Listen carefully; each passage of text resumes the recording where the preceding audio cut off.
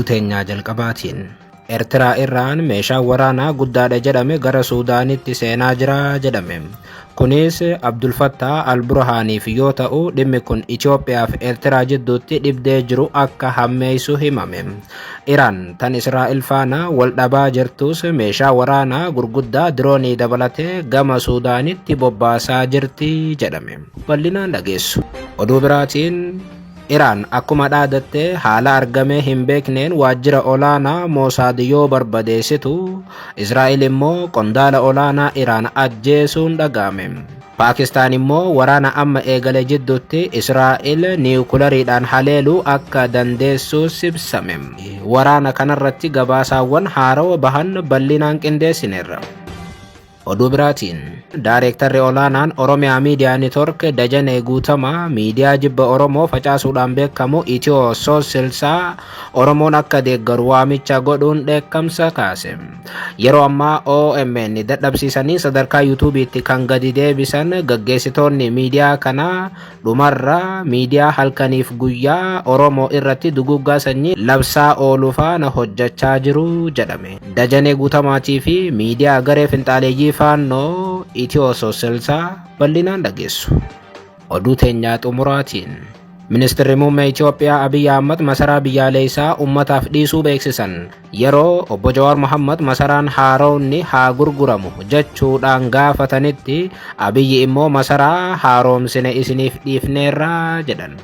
Masaraa uummataaf arra irraa eegalee banaa tahe bal'inaan dhageessu. Akkam jirtu daawwattootaaf hordoftoota Anolee Global Media. Oduuf odeeffannoo keenya guyyaa irraa tokko jennee jalqabneeti jirra. Odeeffannoo keenya ijoo isaa amma dhageessan guutuu isaa isin biraan geenya. Haga xumura sagantaa keenyaatti dhaggeeffachuun yaada qabdan gara koomentiitiin nuuf barreessaa. Viidiyoon keenya namoota hedduu biraa akka dhaqqabuuf immoo laayik, sheer, sabskiraayib godhuun dagatinaa isiniin jenna. Kallattumaan gara gabaasa bal'aattiin isin qajeelcha.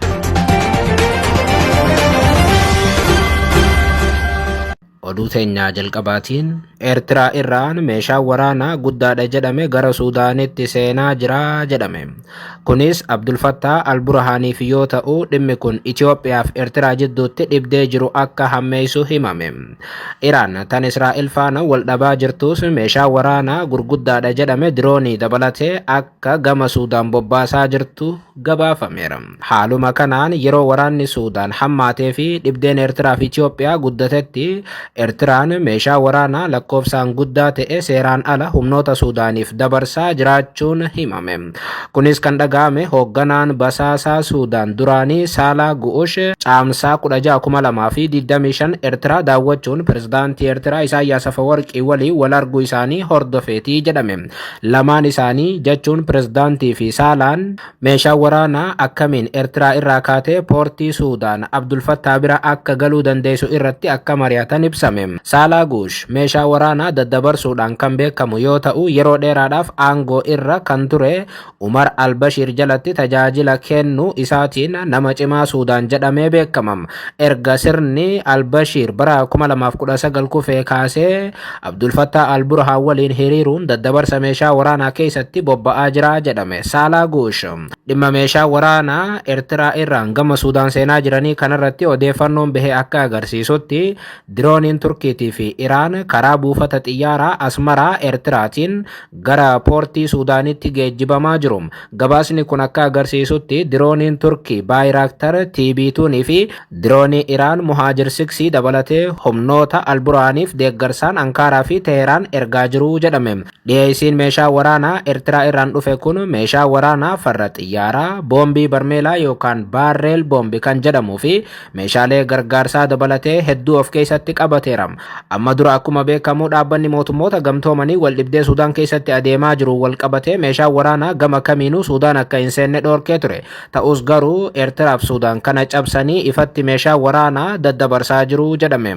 Erga waraanni Suudaan bara 2023 eegalee as Eertiraan daandii dhiyeessii meeshaa waraanaa Suudaan murteessaa ta'uu ishee gabaasni Ajaans France Press kanaan dura baases ni mul'isa. Daddabarsi meeshaa waraanaa seeraan alaa kun humnoota poortii Suudaan yookaan kan Abdul Fattah al-Burhaanii fi kontirobaandistoota jidduutti alkallattiidhaan kan gaggeeffamu ta'uunis yaaddoo biraati. Tumsi aangoota Eertiraatii fi mootummaa Suudaan kan al-Burhaan jidduutti guddachaa jiru immoo daddabarsa meeshaa waraanaatii fi itti fayyadama buufata doonii qofa irratti kan daangeffame akka hin taane ibsame. Gabaasni miidiyaalee haalli siyaasaatii fi waraanaa ariifataa ta'uu wanti kun kan mul'isudha jedhu. Abdul Fattah al-Burhaan tibbana haleellaan diroonii poortii Suudaan irratti raawwatamuu hordofee xiyyaarota waraanaa isaa gara Eertiraatti ergee akka tures gabaafame. Murteen Abdul Fattah al-Burhaan xiyyaaronni waraanaa isaa gara Eertiraatti jijjiiruuf murteesse kun haleellaa qilleensaa cimaa booda xiyyaara waraanaa isaa eeguudhaaf tarkaanfii fudhateedha jedhame. Kana jidduutti dooniiwwan waraanaa Eertiraa qarqara galaanaa Suudaan irratti mul'achuu dabres xiyyaaronni waraanaa Suudaan buufata xiyyaaraa Eertiraa keessatti bobbaafamuun kun hariiroo mootummaa Shaabiyaatii fi mootummaa al-Burhaan jidduu jiru guddachaa dhufuu agarsiisa jedhame.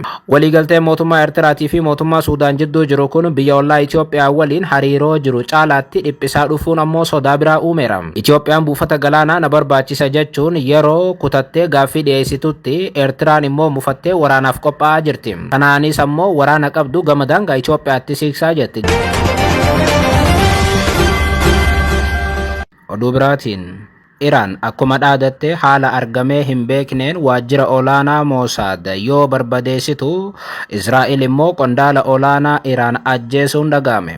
Paakistaan gama isiitiin waraana amma eegale jidduutti Israa'el niwukulariidhaan haleeluu akka dandeessu ibsame. Haaluma kanaan waraanni Iraanii fi Israa'el jidduutti baname ammas jabaatee guyyaa shanaffaaf itti fufeera. Iraan ganama arraa bariidhaan Yerusaalemii fi Teel Aviv keessatti haleellaa guddaa argame hin beekne gaggeessuun dhaga'ameera. Wayita waraanni biyyoota lamaanii hammaatee adeemaa jirutti ganama bariidhaan Iraan haleellaa raawwatte kana miidhaa olaanaa dhaqqabsiifteetti. Gamooleen Yerusaalemii fi Teel Aviv keessa jiran hedduun barbadaa'aa jiru. Gaazexeessitoonni idil addunyaa Israa'elitti argaman ganama kana guutuu Israa'el keessatti saayiraniin yookaan ammoo alarmiin meeshaa waraanaa beeksiftuu iyyaa jiraachuu himuun kunis dhukaasni guddaan misaa'ilaa haarawaa ta'e Iraan irraa dhufuun Teel Aviv fi Yerusaalem haleelaa jiraachuu agarsiisaa jedhan. Sa'a muraasa dura ammoo gabaasa haarawaa ba'een waajjirri olaanaan Mossad kan Teel Avivitti argamu haleelameera. Misaa'illi Iraan waajjira basaasaa guddicha Israa'el barbadeessaa jira jedhame. Miidiyaan mootummaa Iraan Tasniim gama isaatiin suuraalee waajjirri basaasaa muummee Israa'el Mossad haleelamuu agarsiisu maxxansaa jira. Tasniim loltoota Revolutionary Guard Corps eruun waajjirri Mossad misaa'ilota Iraaniin haleelameera jedhe. Israa'el gama isiitiin haleellaa Mossad irratti raawwatame kanaaf ammaaf deebii hin kennine. Dhoorkaan mootummaa waan jiruufis miidiyaaleen mootummaa Israa'el dhimmicha irratti gabaasa bal'aa hojjetan hin qaban. Gama biraatiin waraanni Israa'el yookaan IDF gama isaatiin Iraan Israa'el irratti haleellaa misaa'ilaa haarawaa banuu ishee mirkaneesseera. Iraan dalga misaa'ilaa haarawaa Israa'el irratti furgugiifteetti jedha raayyaan ittisaa Israa'el. Sagaleen akeekkachiisaa saayiraniin haleellaa qilleensaa guutuu biyyattii keessatti dhaga'amaa kan jiru yoo ta'u, IDF jiraattonni Israa'el qajeelfama ajaja Home Front akka hordofan gaafateera yookaan ammoo dafaa baqadhaa yookaan ammoo dahannaa keessaa hin ba'ina jechuun akeekkachiiseera. Kun kanaan otoo jiru Israa'el illeen haleellaa jabaa Iraan irratti gaggeessuu itti fufteetti. Gabaasa haarawaa sa'a muraasa dura baheen Israa'el ajajaa waraanaa Iraan haarawaa tibbana muudame ajjeesuu beeksifte.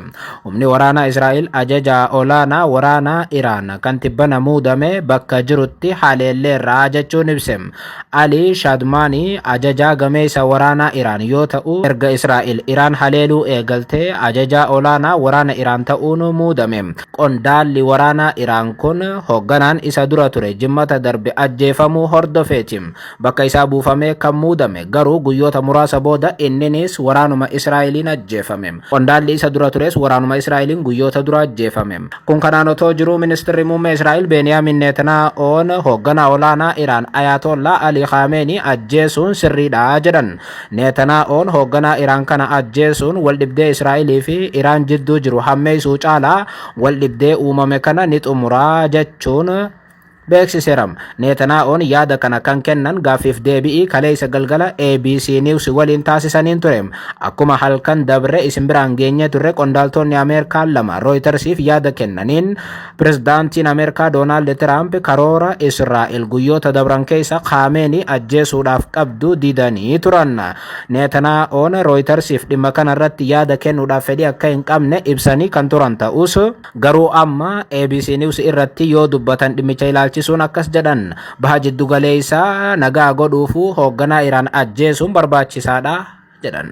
Gama biraatiin waraana amma deemaa jiru jidduutti Paakistaan ifatti Iraan deeggaruudhaan Israa'el rukutuu akka dandeessu himame.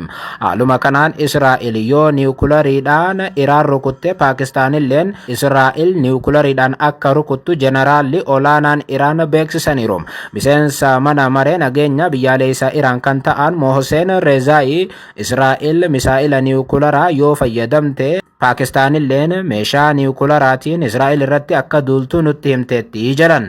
Guutummaatti Paakistaan Iraan duubaan akka jirtu nuuf mirkaneessiteetti kan jedhan jeneraalli Iraan kun. Kanaaf ammatti Israa'el yoo niwukularii fayyadamte Paakistaanis niwukulariidhaan Israa'el ni waqaxxii jedhan. Dhimma kana ilaalchisee yaada kan kennan muummichi ministeera Paakistaan Sharafilleen nuti yeroo kamuu Iraan bira jirra jechuun ifatti barreessan. Haa ta'u malee niwukulariidhaan Israa'el haleella waan jedhu isaan bal'inaan waan ifa godhan hin qaban.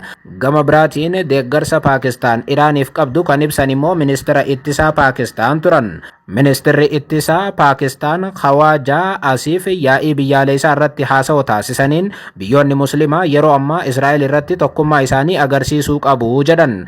Israa'el, Iraan, Yamanii fi Falastiin irratti xiyyeeffattee fixaa jirti jechuun kan dubbatan qondaalli olaanaan Paakistaan kun yoo biyyoonni muslimaa amma tokko hin taane tokkoon isaanii hiree wal fakkaataatu isaa mudataa jechuun booddeen muslimoota yaaddoo akka ta'e ibsan.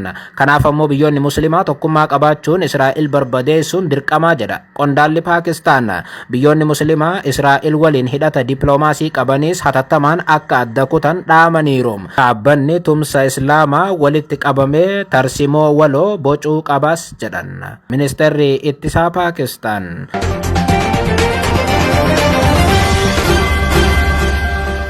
Oduu biraatiin Daareektarri olaanaan OMN Dajanee Guutamaa miidiyaa jibba Oromoo facaasuudhaan beekamu Itiyoo Soosilsaa Oromoon akka deeggaru waamicha godhuun dheekkamsa kaase. Yeroo ammaa OMN dadhabsiisanii sadarkaa YouTube'itti kan gaddeebisan gaggeessitoonni OMN dhumarra miidiyaa halkaniif guyyaa Oromoo irratti duguggaa sanyii labsaa jiru faana hojjechaa jiru jedhame. Seenaa gaazexeessitoota Oromoo keessatti maqaa guddaa kan qaban dhaabbata raadiyoo fi televezyiinii Itoophiyaa irraa kaasee haga OMN gaggeessuutti kan ga'an gaazexeessaa Dajanee Guutamaa itti yaadee maxxansi inni arra sheer godhe namoota hedduu dallansiiseera. Gaazexeessaan kun OMN irratti osoo bakka girmaa hin bu'in waggootaaf gaazexeessaa duraa ta'uun tajaajilaa ture. Ajjeefamuu Hacaaluu Hundeessaa hordofee biyya alaatti deebi'uun OMN irratti ba'ee uummata Oromootiif sagalee ta'aa tureera. Dajanee Guutamaa. Dajaneen dhugumaan hojii miidiyaatii fi qabsoo Oromoo keessatti hangafa duraa yoo jedhan nama itti xiqqaatu miti. Ta'us garuu arra waan hin eeggamne isaan godhan uummata biratti muffii kaaseera.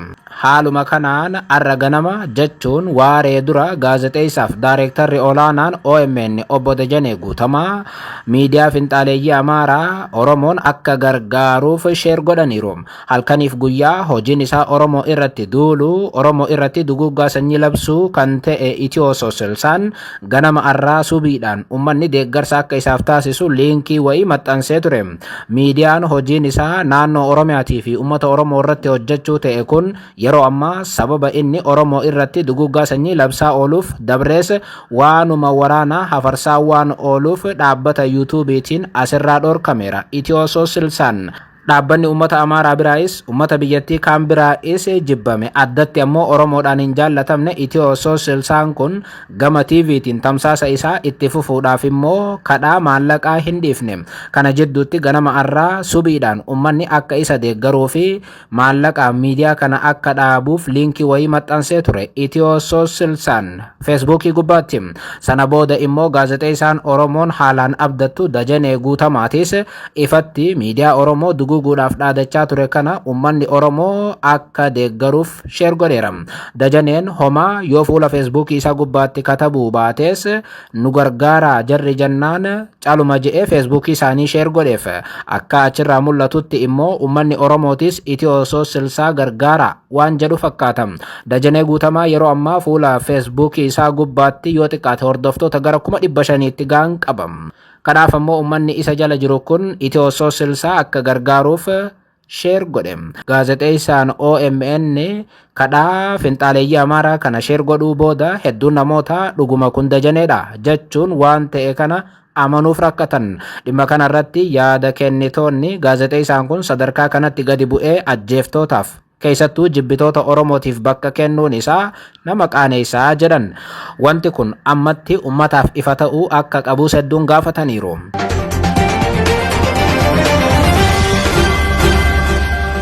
Oduu biraatiin Ministeerri Muummee Abiyyi masaraa biyyaalessaa ummataaf dhiisuu beeksisan. Yeroo Jawaar masaraan haaromni haa gurguramu jechuun gaafatanitti Abiyyi immoo masaraa haaromsine isiniif dhiifneerraa jedhan.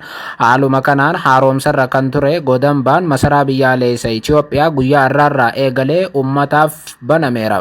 Masaraan mootummaa kun konkolaattota duriitii fi paarkiiwwan bineensota dabalatee hambaalee seenaa qabeeyyii, reestooraantii fi ispaawwan sadarkaa isaanii eeggatan kan of keessaa qabuudha jedhame. Godambaan kun ummataaf banaa ta'uu ilaalchisee bulchaa olaanaan masaraa mootummaa biyyaalessaa obbo Mitikuu Dheeressaa ibsa laataniin masaraan kun Itoophiyaa gargaaramtummaarraa hambisuudhaaf gahee olaanaa qabaachuu kaasaniiru. Masaraan mootummaa biyyaalessaa kun guyyaa kibxataatiin ala torbaan guutuu sa'aatii 3 irraa eegalee hanga sa'a 11:00 ummataaf banaa ta'uu isaatu dubbatame.